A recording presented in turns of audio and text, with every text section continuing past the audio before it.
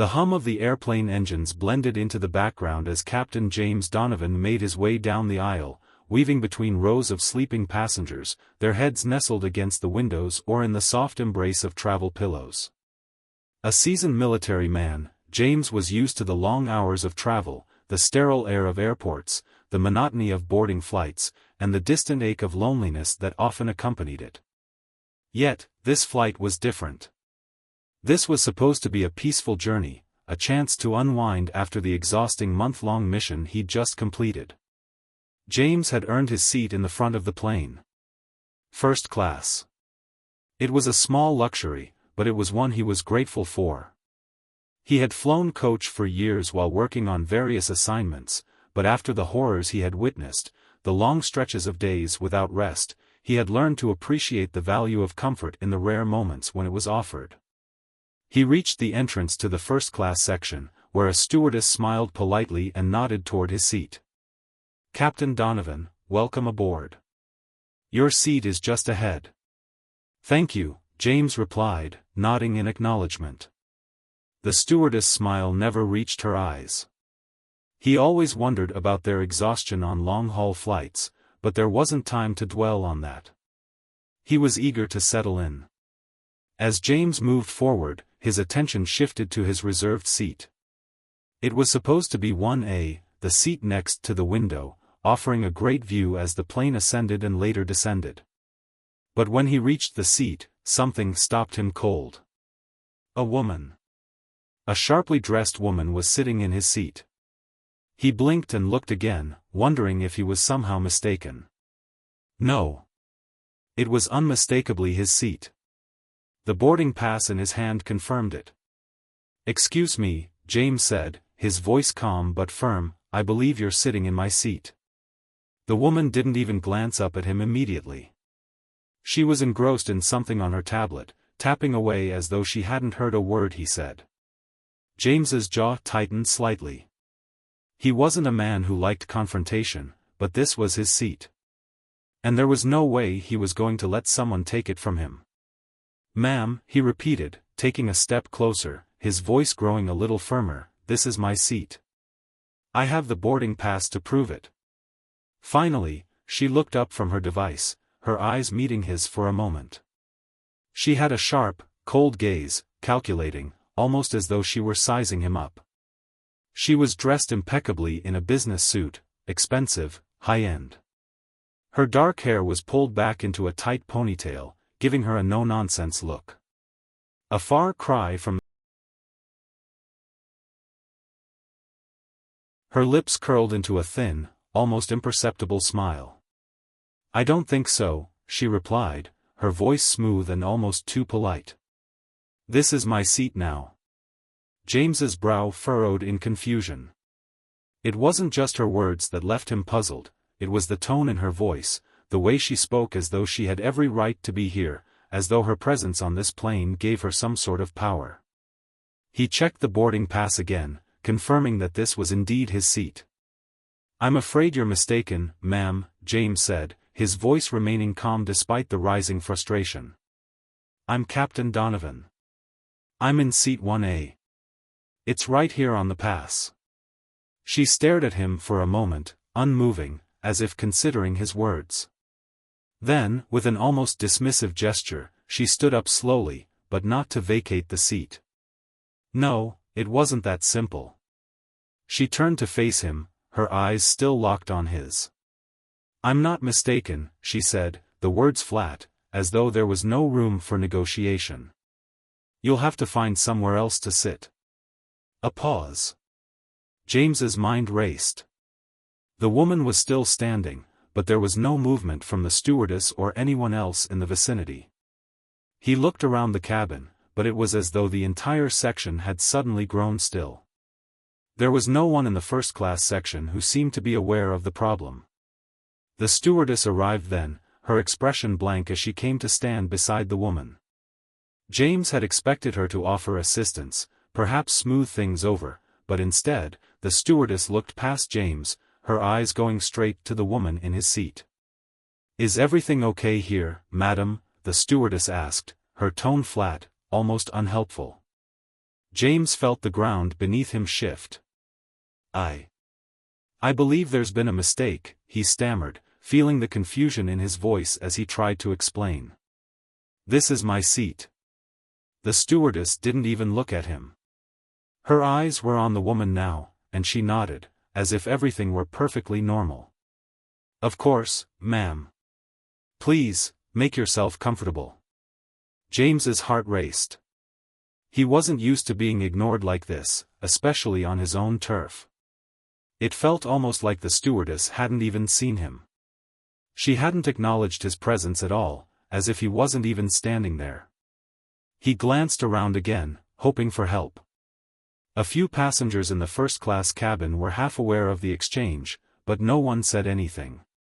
No one offered to intervene. The unease that had begun to simmer inside James grew, the feeling that something wasn't right here, that something bigger was unfolding, just out of reach. Finally, the woman seemed to sense his mounting frustration. She gave him a look, a piercing gaze that seemed to say, "This isn't worth your time." For a long moment, James stood there, rooted to the spot. His military instincts, finely tuned over years of service, screamed at him to take control of the situation, to confront her, but something, some invisible force, held him back. Before he could gather his thoughts, the woman spoke again, her tone softer but still laced with the same strange, commanding authority. "Why don't you sit in seat 2B, she suggested, gesturing to an empty seat a few rows back. James wanted to protest again, but he held back. Something about the woman's presence unsettled him, something in her eyes, in the way she carried herself. It wasn't just the seat, it was as if she had something to hide. Something more. Still, he did as she suggested, moving back to seat 2B. The flight attendants seemed oblivious to what had just transpired, as though nothing out of the ordinary had happened. The rest of the passengers were either busy with their own conversations or staring blankly at the screens in front of them. It was as if James were the only one in the cabin who had experienced what had just occurred. As the plane climbed higher into the sky, the calm routine of air travel settled over James. Yet, the nagging feeling refused to leave him. He had been dismissed, ignored. In his line of work, that was a rare and unsettling occurrence. It was like being blindsided by something that didn't belong, something foreign and out of place. James closed his eyes for a moment, trying to push the feeling away.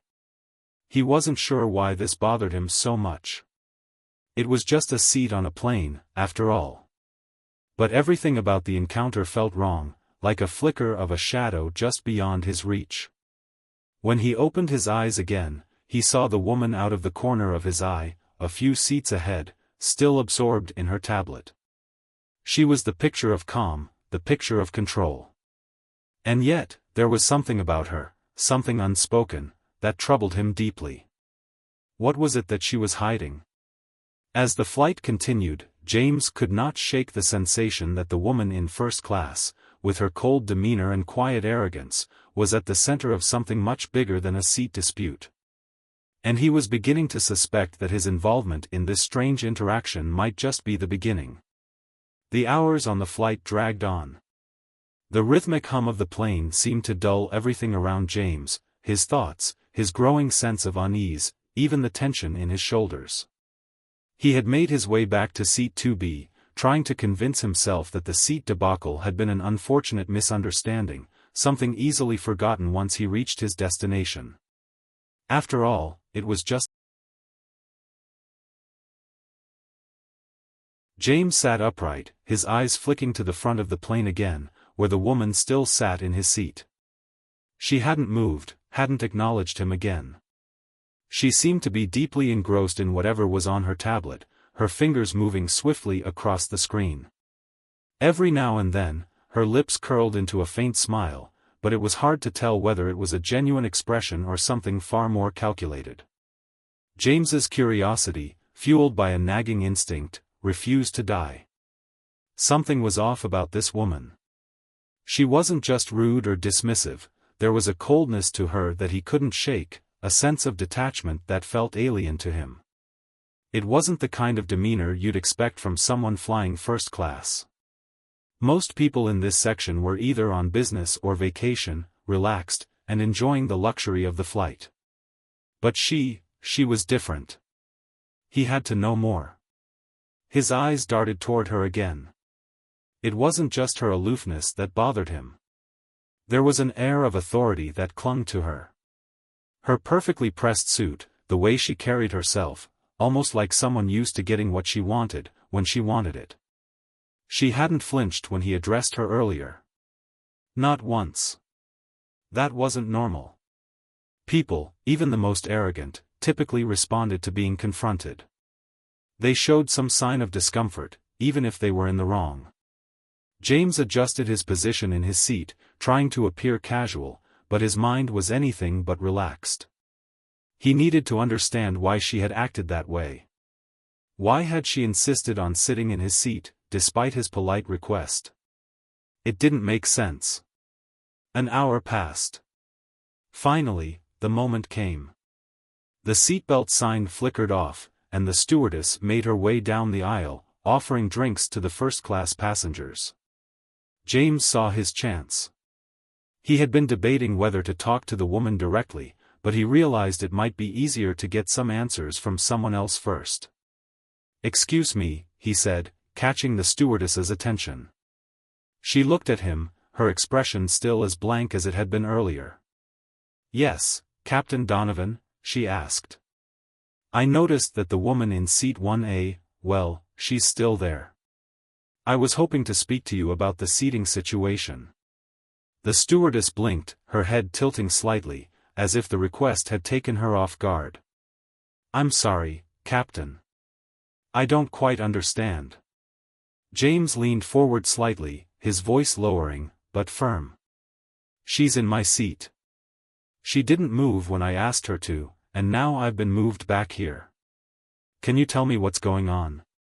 The stewardess paused, her eyes darting to the front of the plane, where the woman still sat. Her face showed no sign of concern, but it was the slight hesitation in her expression that gave James pause. "Well, Captain, it seems everything is in order," she replied, her voice neutral. "There was no issue with the seating at all. If you'll please..."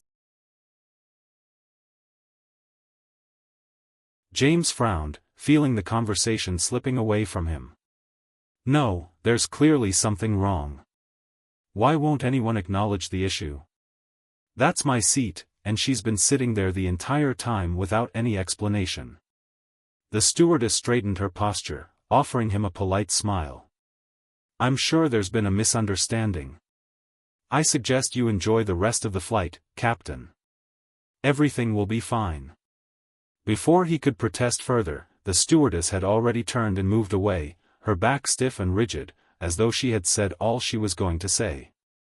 James's stomach twisted. His gut told him something was off. The whole interaction felt wrong. She had brushed him off, dismissed his concerns without offering any real explanation. And the way she had spoken to him, so distant and impersonal, made it seem like he wasn't supposed to ask questions. He glanced at the woman again, still oblivious, still staring at her tablet, her fingers tapping at the screen with practiced precision. Her cool detachment unnerved him. Maybe it was nothing. Maybe he was overthinking it. But the feeling of unease kept gnawing at him. The longer he sat in his new seat, the more it felt like something significant was unfolding, something he wasn't seeing. And then, as if on cue, the plane jolted slightly, throwing James forward in his seat. A few gasps rang out from the other passengers, but the flight attendants were quick to reassure them. A moment of turbulence, nothing serious. But for James, it was the catalyst. The distraction he needed to push him out of his seat, towards her. He stood up slowly, pretending to stretch, his eyes locked on the woman's seat. His heart raced, not from fear, but from the anticipation of something that felt inevitable. This wasn't just about a seat on a plane anymore. It was about the unease he couldn't shake. Without thinking, he made his way down the aisle, keeping his eyes on her. He reached the row where she sat and took a deep breath before speaking. "Excuse me, ma'am," he said, his voice steady but laced with tension. "I need to ask you a question." The woman glanced up slowly, her eyes narrowing as they met his. She tilted her head slightly, almost as if she had been expecting him. "Yes," she replied, her voice calm but guarded. "I'm not sure if you're aware," James began, struggling to maintain his composure, "but that's my seat. I'm not trying to be rude, but I'd appreciate it if you could explain why you're sitting there." She didn't answer right away. Instead, she took a moment to appraise him, her eyes lingering on his military uniform as if it were nothing more than a casual detail. It was the first time she had really looked at him in a way that felt like she was measuring him up. "I'm sorry," she said after a pause, her voice now dripping with condescension. "But it's not your seat anymore." James blinked, momentarily stunned by the cold. "I have my boarding pass right here. Why are you sitting in my seat?" Her lips curled into a faint, almost imperceptible smile.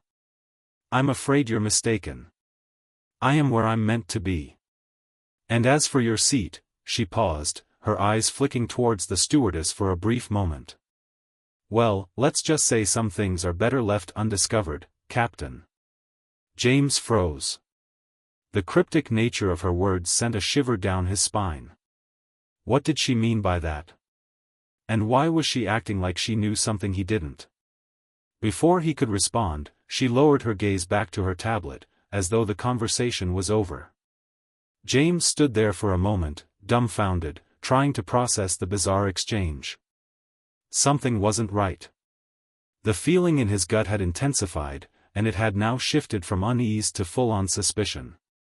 What did she know? Who was she? And why was she so sure of herself?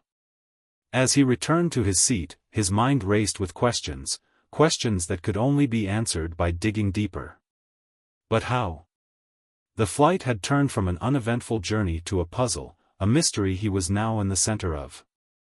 The strange woman, the stewardess's odd behavior, the cryptic words, they were all pieces of a bigger picture. And James was going to find out what it all meant. The rest of the flight felt like a blur to James. The hum of the engines, the occasional turbulence, the dull murmur of other passengers, all seemed to blend together in a haze. His mind, however, was wide awake. Every minute, every second felt like an eternity as the mystery surrounding the woman in seat 1A gnawed at him. What was she hiding? Why had she so confidently dismissed his request for his seat? And what did she mean by her cryptic words, "Some things are better left undiscovered"? It wasn't just a passing comment. It felt like a warning, a subtle challenge he couldn't ignore. James tried to focus on the details of the flight. He had to get back into the mindset of a soldier. There were protocols, methods, ways to handle distractions. But the more he tried to block out the nagging questions, the more they resurfaced, relentless and insistent. It wasn't just curiosity anymore, it was something deeper, something far more personal. He needed answers. As the plane cruised at a steady altitude, James finally gave in. He rose from his seat again, this time with a singular purpose, to speak to the woman once more. There was no other way around it. He had to understand who she was, why she was here, and why she had invaded his space so unapologetically. His heart raced as he made his way toward the front of the plane. The aisle felt longer this time, as though the walls were closing in, amplifying his anxiety. He reached her row and stood there for a moment, watching her. She hadn't noticed him yet, her eyes glued to the tablet in her hands. She appeared calm, unfazed. "Excuse me," James said, his voice more determined than before. She didn't look up immediately. Instead, she swiped across the screen of her tablet one more time before slowly lifting her gaze to meet his. Her expression hadn't changed, still as cool and unreadable as it had been earlier. "Yes," she replied, her voice soft, almost bored. James's pulse quickened. There was a certain coldness to her that unsettled him further. "We need to talk. I don't understand why you're sitting in my seat." The woman's lips curled into that same faint smile, the one he now recognized as nothing more than a mask.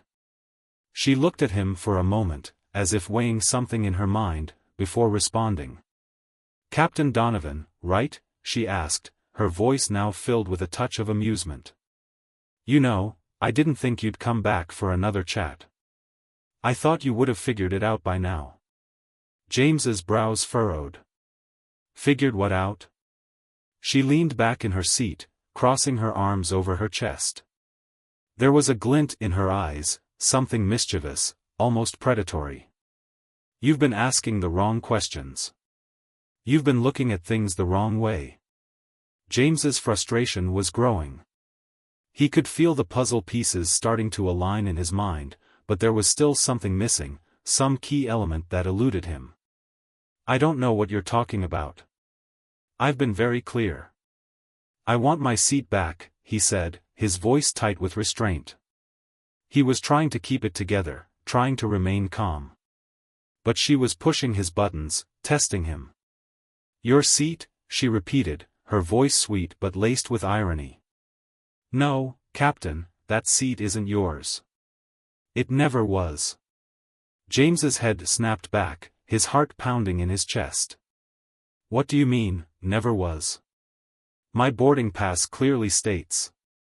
She interrupted him, her tone suddenly sharp. "I know what your boarding pass says. But what you don't know is that there are things happening behind the scenes that you're completely unaware of. Things that don't concern you, or maybe they do." The cryptic words hung in the air like a heavy fog.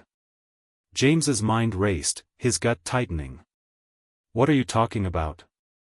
She paused, her eyes flicking toward the front of the plane, as though making sure no one else was listening. When her gaze returned to him, it was colder, sharper. "Let's just say, the people who arranged your seat change aren't just the airline staff," she said slowly. "And they didn't do it for no reason." James blinked, the implication of her words hitting him like a punch to the gut. "Arranged my seat change? What the hell are you talking about?" She smiled again, though this time it was devoid of warmth. "You've been a pawn in a game you don't even realize you're playing, Captain. You think this is about a seat?"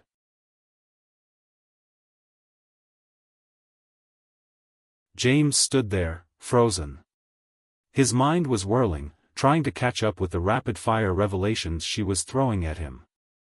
He had been moved to an uncomfortable seat for a reason, but the reason was far more sinister than he could have imagined. And now, it seemed, he was caught in something far bigger than just a simple airline mistake. Before he could respond, the woman leaned forward, her voice dropping to a near whisper. "You think you're just an ordinary soldier. But you're not. You've been involved in something for a long time, and this flight, this conversation, it's just the beginning. The real game starts soon." The weight of her words crashed into him. His heart thudded in his chest. What had she just said? The real game? What was she trying to tell him? And how did she know so much about him? "Who are you?" James demanded, his voice low, a mix of fear and anger building inside him. She didn't respond immediately. Instead, she glanced once more toward the front of the plane, as though ensuring they were still alone. Then, slowly, she stood up from her seat, towering over him. "I'm someone who's been watching," she said simply, her gaze piercing into his. "And now, Captain Donovan, you're in my sights. And you'll be in more danger than you could ever imagine if you don't start asking the right questions." James's breath hitched. The tension in the air between them was almost unbearable. He could feel the weight of her words pressing down on him, suffocating him with a sense of dread that he couldn't shake. Before he could react, she turned her back to him, her actions calculated and deliberate. As she walked back to her seat, she whispered one final thing over her shoulder, "You'll see soon enough. And when you do, it'll be too late." James stood there, his mind reeling. What had just happened? What did she mean?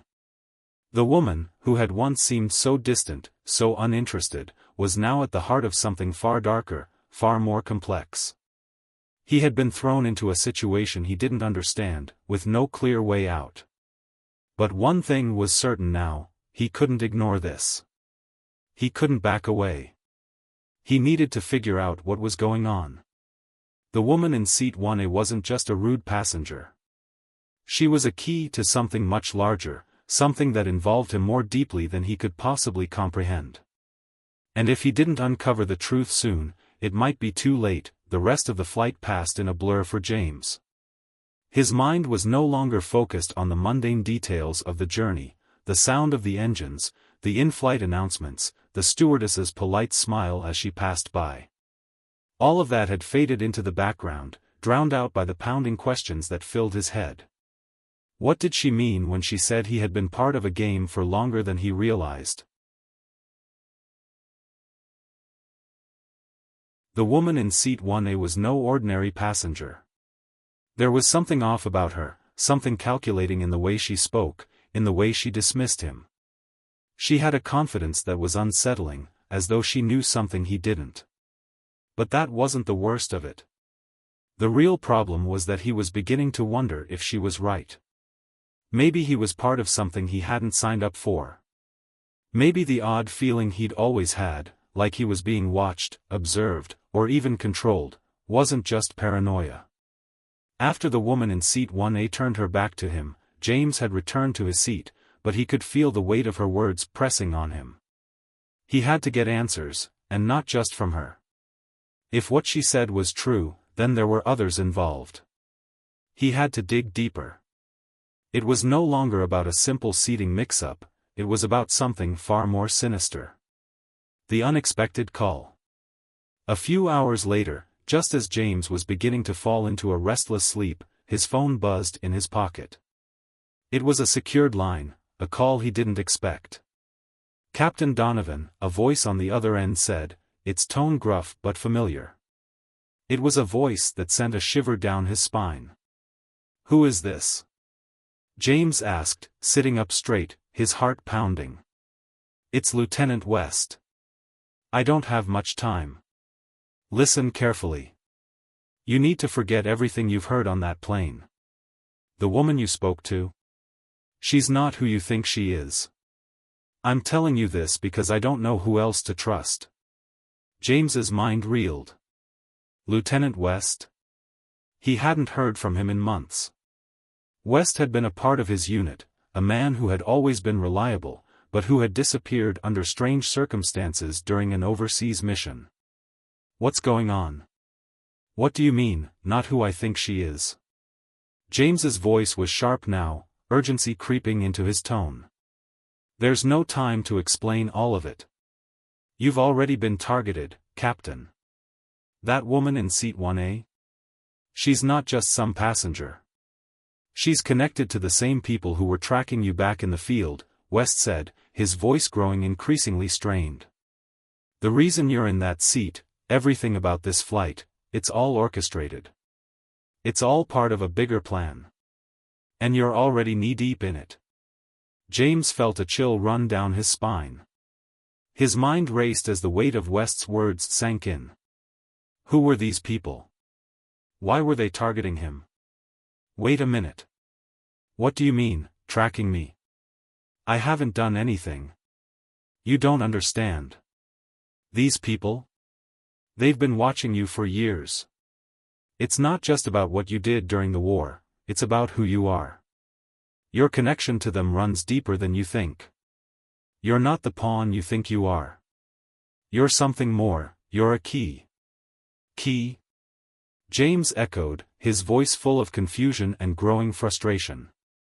What are you talking about? Why the hell am I being dragged into this? I'm just a soldier.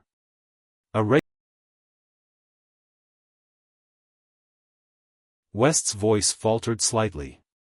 You were chosen, Donovan. Not by your choice, but by theirs. You've always been part of the game. But now, they're closing in. The people who were supposed to protect you? They're either dead or compromised. A cold silence filled the air as James processed the gravity of what West had just revealed. Chosen. Game. Protectors dead or compromised. His mind was spinning. West, where are you? How do I get out of this? James demanded, panic creeping into his chest. Don't trust anyone, especially the people you think are on your side. The deeper you go, the more dangerous it becomes. You've got to keep your head down. Play it cool. Don't make any moves until I can figure out where you are. And with that, the line went dead. James stared at his phone, his fingers gripping it so tightly his knuckles were white. His heart was hammering in his chest, and a cold sweat beaded on his forehead. Don't trust anyone. The words echoed in his mind like a haunting whisper. He had no idea what to believe anymore. Everything he had known about his life, his career, his purpose, it was all crumbling, and it wasn't even about the military anymore. It was about something much bigger. Something far beyond his understanding. Confrontation. By the time the plane began its descent toward the airport, James was no closer to understanding the full scope of what was going on. He had no answers, just a knot in his stomach and a sense of impending doom that gnawed at him relentlessly. The woman in seat 1A had told him that the real game was just beginning. West had confirmed that his life had been manipulated by forces far outside his control. James knew now that there was no turning back. Whatever this was, it had already ensnared him. His only option was to fight back, to dig into the truth, no matter how dangerous it became. As the plane taxied toward the gate, James's mind raced with strategies. He couldn't leave it all to chance. He needed a plan. And that meant finding out who the woman really was and what she was hiding. But before that, there was one thing he needed to do. The moment the plane touched down, James knew his window of opportunity was closing fast. He couldn't waste any more time. He stood up from his seat, his eyes scanning the aisles for any sign of the woman. She had already gathered her things, her eyes trained on the cabin door as though she knew he was coming for her. When she finally turned and locked eyes with him, James knew he was no longer in control. She had been watching him. Watching his every move. She knew he was coming. But it didn't matter. James wasn't backing down now. Before she could step into the aisle, he stepped forward, blocking her path. You and I need to talk. Now. The woman's lips curved into a smile, but there was no humor in it. I was wondering. James's heart pounded. Who are you? He demanded again. What do you want from me? Her smile deepened, a knowing glint in her eyes. What I want, Captain, is to see how far you'll go to find the truth. But be careful. Sometimes, knowing too much comes at a cost. And you may not be prepared to pay it. The moment James blocked her way, he knew there was no going back. The woman, who had seemed so enigmatic and distant, was now standing directly in front of him. There was a tension in the air, thick and palpable, as though the entire cabin of the plane held its breath, waiting for something to unfold. The hum of the engines, the shuffling of passengers, the soft clinking of overhead compartments, they all faded into the background, irrelevant against the storm of emotions inside him. She stood in front of him, her eyes not filled with fear, but with something far more unsettling, an understanding. She knew exactly how this encounter would play out, just as she had anticipated every step James would take. The realization sent a cold shiver down his spine. You don't know what you're getting yourself into, Captain, she said softly, her tone almost maternal, as if she were warning a child not to play with fire. James's jaw tightened. His body was tense, his fists clenched at his sides, but there was something deeper now, an urgency, a need for answers. I've had enough of your cryptic warnings, he snapped, his voice a mix of anger and desperation. I don't care who you are. I don't care why you're here. What I care about is why you're messing with my life. What game are you playing? The woman's lips parted, just enough to reveal a hint of amusement. But there was no smile, no warmth. Just that cold, calculating gaze that made his stomach churn. It's not a game, Captain. It never was, she said, her words slow and deliberate. This is your reality now. The truth is right in front of you, but you've been blind to it for far too long. You've been a player in a game you never even realized you were part of. James took a step closer, his frustration boiling over. He couldn't stand it any longer. Tell me what you mean. Right now. The woman studied him for a moment, her expression unreadable. Then, almost as if she had made a decision, she sighed and turned slightly to glance at the flight attendants preparing for the plane's arrival. Not here. Not now. We'll talk when we get off this flight. But understand this, you're not the only one watching. There are others, and they won't hesitate to make sure you stay in line. She said it casually, almost offhandedly, but it hit James like a punch to the gut. Stay in line? Who were these people? Who had the power to control him like this? The plane began to descend, and the familiar sound of the landing gear engaging filled the cabin. The woman's gaze flickered to the window, and James saw the subtle shift in her posture. She was no longer the detached, enigmatic figure from earlier. There was something different in her eyes, something far more calculating. The terminal. As the plane taxied to the gate, James could feel the knot of anxiety in his stomach growing tighter. His mind raced, but each thought seemed to lead him down a different path, none of them providing clarity. His phone buzzed again, but this time he ignored it. He couldn't afford to be distracted by anything else. He needed to focus. He had to get answers from her.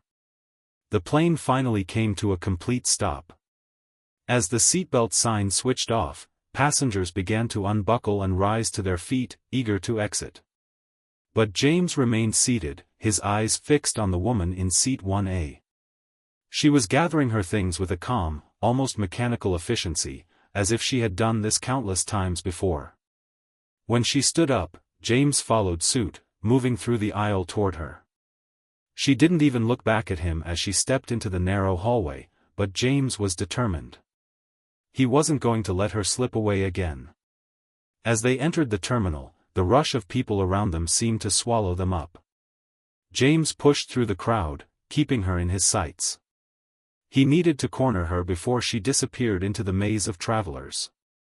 She stopped abruptly at a crowded security checkpoint, and for the first time, she looked back at him, only this time, there was a glint of acknowledgement in her eyes. "You're persistent, Captain," she said, her voice no longer cold, but something else, almost, impressed. "I suppose I should have expected as much." James's heart was pounding in his chest.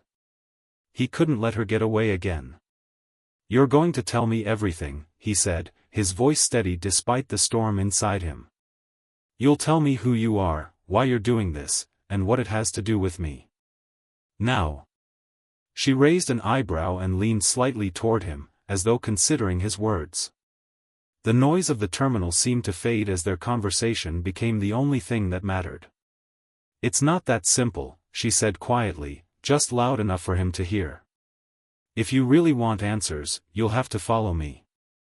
There are things you can't see yet, things you won't understand until you're in the right place. I can't explain it all here." The urgency in her voice made it clear that she was offering him a choice, a dangerous one. She wasn't telling him everything. She was giving him just enough to keep him on the hook. "You'll regret it if you don't come with me," she added, her tone colder now, almost like a threat. "The truth isn't kind, Captain. It's not easy to hear. It's not something you'll be able to walk away from. But I promise. Why it's happening to you, you'll have to come." James swallowed hard. Every instinct in him screamed to refuse, to walk away from this madness. But another part of him, something deep and relentless, urged him forward. There was no turning back now. Whatever this was, it was pulling him in, and he couldn't ignore it anymore. "Where?" he asked, his voice hoarse with determination. She turned and began walking, glancing back at him to make sure he was following. "I have a car waiting. We'll talk there." The thought of leaving the safety of the crowded terminal made him uneasy, but there was no choice. If he stayed, he'd only keep getting further drawn into the dark web of secrets surrounding him. He couldn't trust her. He couldn't trust anyone. But he had to find out the truth. As they moved through the terminal, James felt a growing sense of dread wash over him. Every step they took felt heavier, like he was walking towards something inevitable. The weight of the unknown pressed down on him with each passing second. They exited the terminal into the cool night air, and James's eyes scanned the parking lot for any sign of the car she had mentioned. As they walked past rows of vehicles, James's mind was flooded with questions, none of which had answers. Finally, a black sedan pulled up, its headlights blinding him for a moment before the driver rolled down the window. The woman nodded to the driver, who immediately opened the back door. She gestured for James to enter first, and with a final glance at her unreadable face, he did. As the door slammed shut behind him, James knew that his life had just shifted onto a path from which there was no return. The car sped down the dark highway, the sound of the tires humming against the pavement filling the silence between James and the woman. The driver, a stoic figure with his eyes trained on the road, said nothing. It was as if he wasn't even aware of the conversation happening in the back seat. But James felt it, the weight of the moment pressing down on him like a heavy stone. His heart raced as he tried to make sense of what was happening. The woman sat next to him, her posture composed, her hands folded neatly in her lap.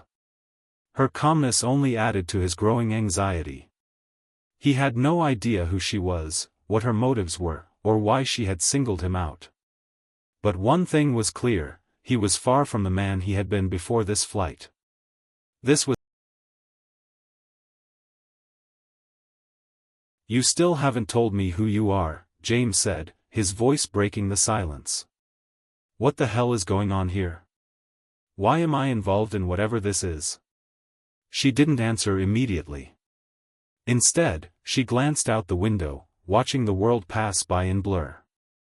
James could almost feel her deliberation, the weight of her decision hanging in the air.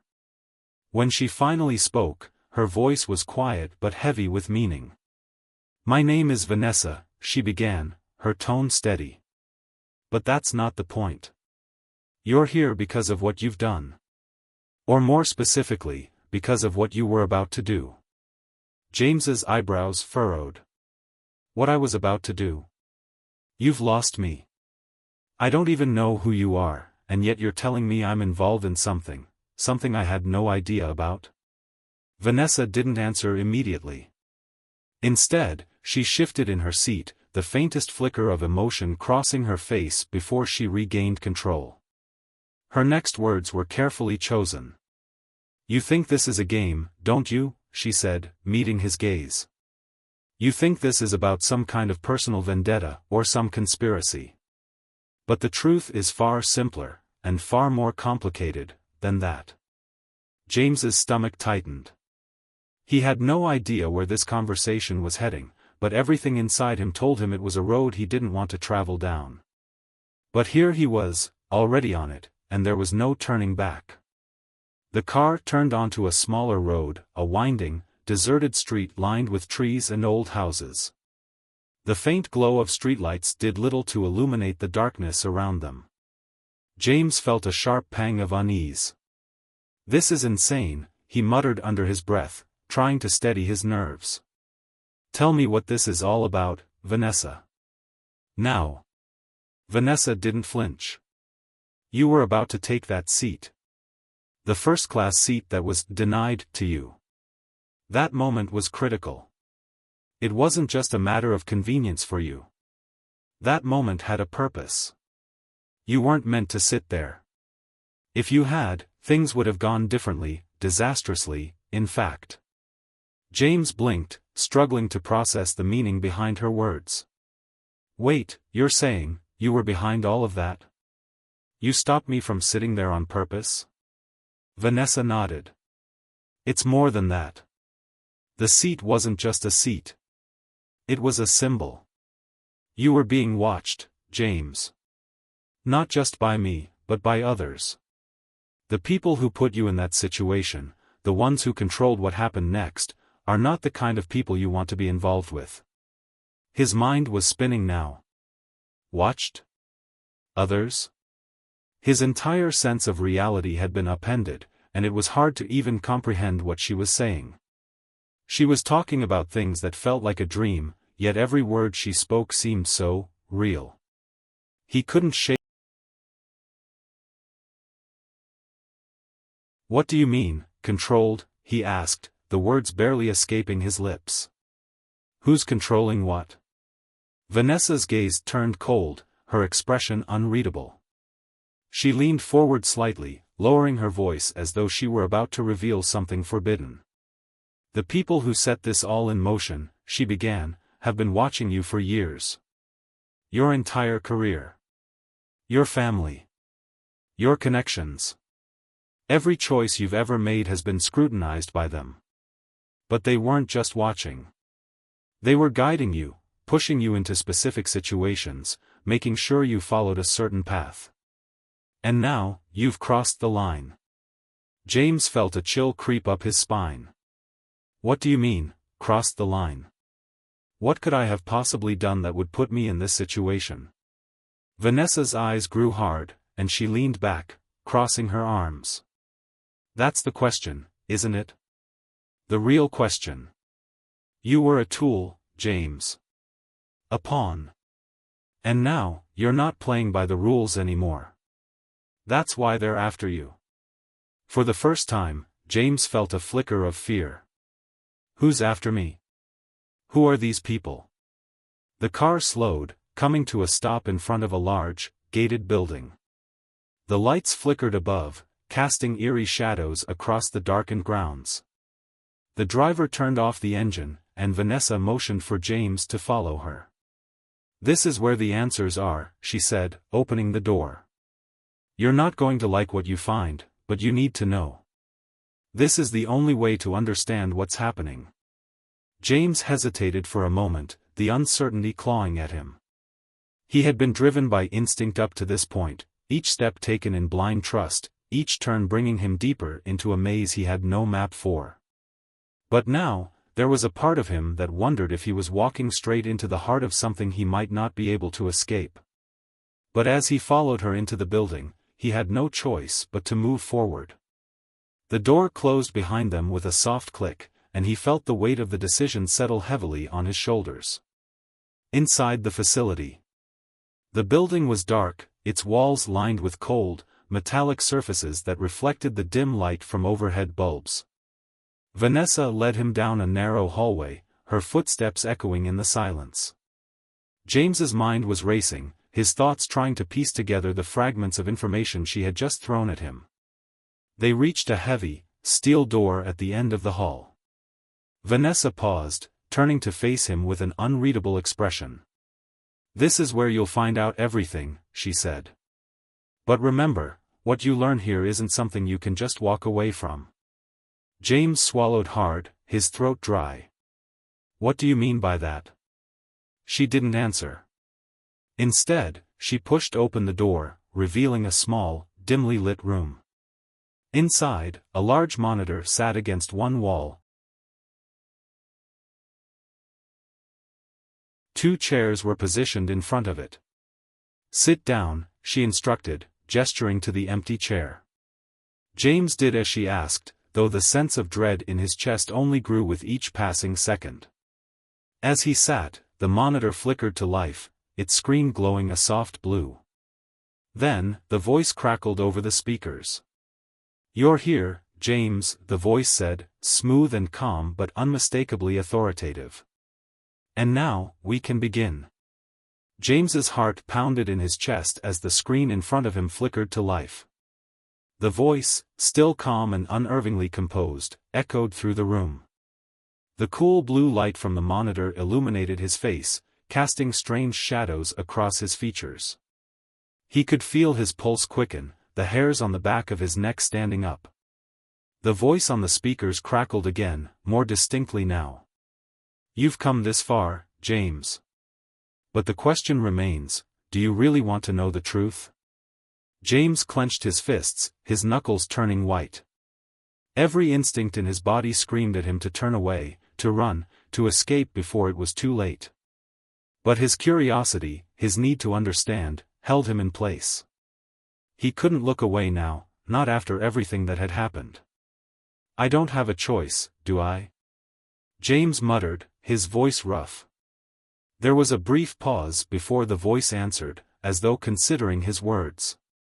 "No, you don't." Vanessa, who had been standing quietly by the door, stepped forward now, her eyes fixed on the screen. She didn't say anything, she merely watched him, her gaze unreadable. The voice continued. "You were never meant to see the inside of this room. You were never meant to understand the part you played in all of this. But now that you're here, it's time you learned the truth."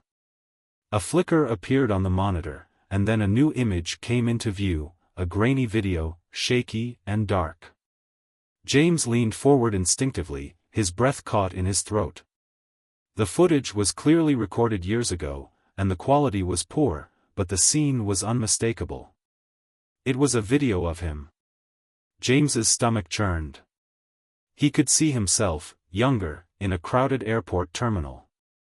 His eyes were scanning the surroundings, unaware of the camera that had captured him. In the video, he was walking through the terminal with his usual confident stride, his military uniform sharp and pristine. But what was more unsettling was what happened next.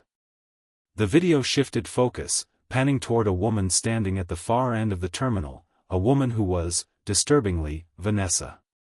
James's breath caught in his throat. The same woman, the same calm demeanor, her eyes hidden behind dark sunglasses. She was watching him closely, but there was something different in her gaze, something cold, calculating. "You were always being watched, James," the voice said, almost softly. "From the moment you enlisted. You..." And that woman? She was just one of many. James's mind reeled. He could hardly process the magnitude of what he was seeing. How could he have not known? How could he have been so blind? Vanessa stepped closer, her presence suddenly overwhelming. "It wasn't just this moment, James. It was every moment of your life, every choice, every action. You were carefully guided, manipulated even. You never saw it, but they were always there, watching, pulling the strings." The room felt smaller, the walls closing in on him. He had known that something strange was happening, that things weren't what they seemed. But this? This was beyond anything he could have imagined. "But why?" James asked, his voice hoarse. "Why me? Why was I part of this? What was the point?" The voice on the speaker spoke again, its tone ominous. "You were the perfect candidate, James. Trained, disciplined, and expendable. But you were also more. Much more. You were a pawn in a larger game, a game you had no idea you were playing." James's mind spun. "A game? What do you mean, a game?" Vanessa finally spoke, her voice steady but tinged with an emotion he couldn't place. "You were part of an operation. A covert mission. One that started long before you ever even knew about it. You think your military career was just about serving your country? No. It was about serving something bigger. You were being groomed for this." She paused, letting the words settle before continuing. "You're a soldier, James. A trained killer. But you were also a tool. A tool for a mission that wasn't what you thought it was. And now you've become a liability." James shook his head, disbelief clouding his thoughts. A liability? What are you talking about? I'm just a soldier. I follow orders. That's what I've always done. The voice on the speaker interjected, almost mocking him.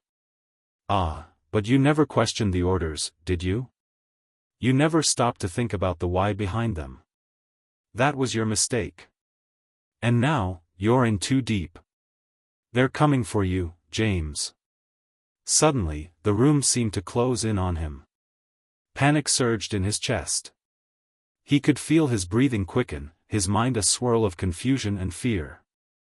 Who's coming for me? Who are they? Vanessa stepped forward, her eyes hard. The ones who have been pulling the strings all this time. They're the ones who have been controlling everything. The ones who see you as expendable. They've been monitoring you for years, tracking your every move. And now, you've learned too much. They won't let you walk away. James's heart raced in his chest as the weight of her words sank in. This wasn't just a random encounter. It wasn't just some strange situation he had stumbled into. This was part of a larger web of manipulation, control, and deceit that had been orchestrated from the shadows. Who are they? He demanded, his voice rising. Who's behind this? Instead, she walked over to the monitor, her fingers brushing over the screen. The image on the screen changed once again, this time showing a map that James immediately recognized. It was a map of the world, but with specific locations highlighted in red, each one marked with a time and date. This is it, James, Vanessa said, her voice eerily calm. This is where it all began. The locations marked on this map, they're the key to everything. Each one is a significant point in your journey. Each one was a moment when you unknowingly played your part in a much larger scheme. James's eyes narrowed as he looked at the map. He didn't understand what he was seeing, but something deep inside him told him that this map held the answers he was looking for. This map, what does it mean? He asked, his voice steady despite the turmoil inside. Vanessa looked at him for a long moment, as if weighing her words carefully. Finally, she spoke. It means you're more than just a soldier, James. You're a piece of a much larger puzzle. And the pieces are coming together now. James swallowed hard. He had no idea what any of this meant, but one thing was clear, his life would never be the same again. As the map on the screen flickered and shifted, showing locations he had visited in the past, he felt a deep sense of dread settle in his chest. The truth was unfolding before him, and it was more terrifying than he had ever imagined. James sat frozen, his eyes glued to the screen in front of him. The room was eerily silent, except for the soft hum of the monitor and the faint buzz of electricity coursing through the walls.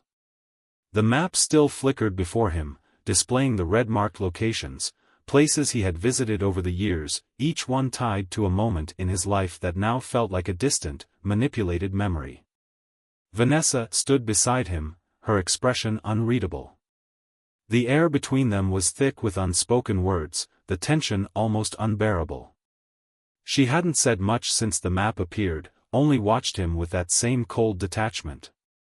But now, as the weight of everything he had learned began to settle on his shoulders, James could no longer remain silent. What are you not telling me? He asked, his voice hoarse but demanding. His mind was a whirlwind of confusion and anger, and his body felt like it had been drained of energy. What is all of this? What does it mean? Vanessa's eyes flickered to the screen, then back to James. She inhaled slowly, her lips pressing into a thin line. For a moment, it seemed as if she was going to remain silent, but then she spoke, her voice steady, but with a hint of something. Regret? Guilt? You've been living a lie, James. But She gestured to the map again, her hand sweeping over the highlighted locations. These places, they were the points where you were meant to make choices. Key moments when you could have seen the truth, when you could have turned away. But you never did. You always followed the orders. Always did what you were told. James's throat went dry. He clenched his fists, fighting back the surge of emotion that threatened to overwhelm him. That's not true, he said, his voice cracking. I never knew. I never had a choice. Vanessa's gaze softened for just a second before she shook her head. You didn't know, but you did have a choice. It was just never an easy one. But you were always part of something bigger, James. A global operation. An operation designed to shape the world from behind the scenes. The words echoed in his mind, and he couldn't shake them off. Shape the world? What did that even mean? I still don't understand, he said, frustration creeping into his voice. What is all this really about? Why me? Why this game? Vanessa exhaled sharply, her eyes narrowing. She didn't seem surprised by his lack of understanding. You were chosen because of your skills. Because you're a soldier. But you were never just a soldier, James. You were trained to be more than that. You were trained to be a tool. A weapon. James's chest tightened. A weapon? For what? Vanessa's face twisted with something akin to regret. For control. For power. This operation wasn't about war. It wasn't about saving the world. It was about influence. About keeping the world in check. The military, the government, big corporations, they all played their part in this. James's mind was reeling. He tried to piece the fragments together, but they didn't fit. But why involve me? Why make me a part of this? The silence between them felt suffocating, but Vanessa finally spoke again, her voice quieter this time. Because you were the perfect person. You had the discipline. The loyalty. The ability to follow orders without question. But you were also the perfect bait. You see, the real mission wasn't about you. It was about them. She paused, her voice dropping to a whisper. It was always about the people watching from the shadows. A shiver ran down James's spine. Who are they? Who's behind all of this? Vanessa turned her eyes away, as though she couldn't meet his gaze any longer. Her lips parted as if she were going to say something, but the words didn't come. For a long moment, the room was silent, the tension hanging like a thick fog between them. Finally, she spoke again, her voice barely audible. They are the ones who pull the strings. The ones who control everything.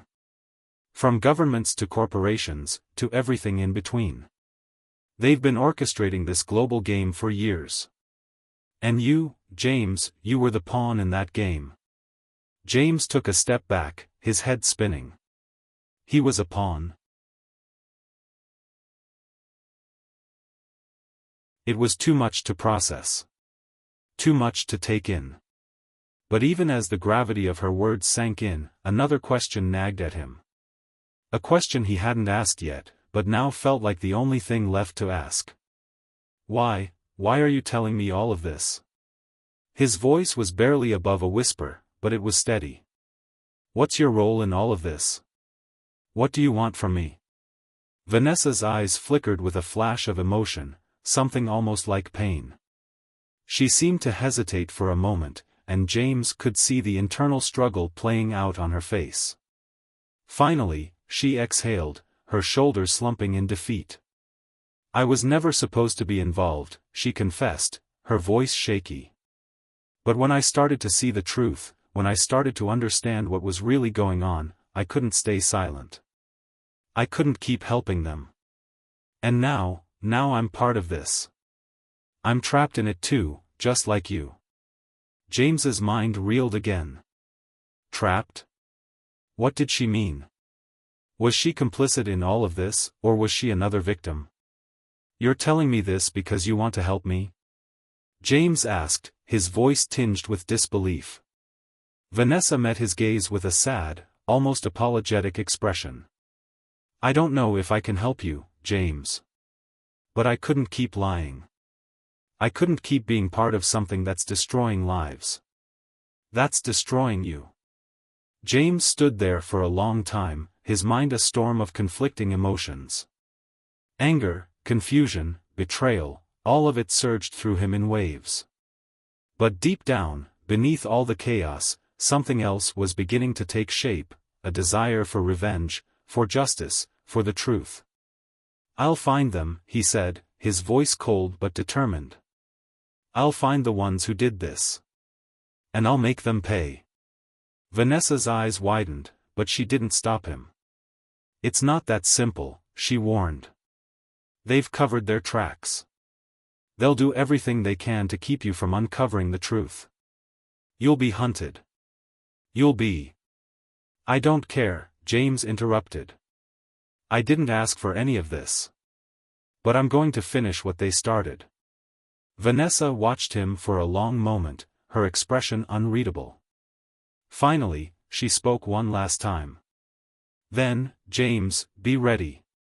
Because they won't let you walk away."